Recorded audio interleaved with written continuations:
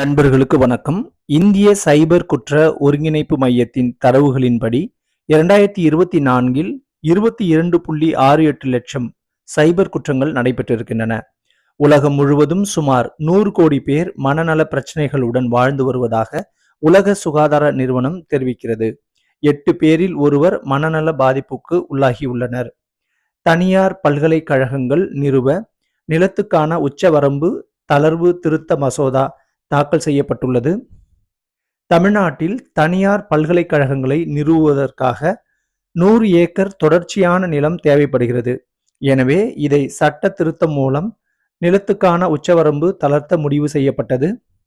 மாநகராட்சி பகுதிக்குள் பல்கலைக்கழகத்தை உருவாக்க 25 ஏக்கருக்கு குறையாமல் இருக்க வேண்டும்.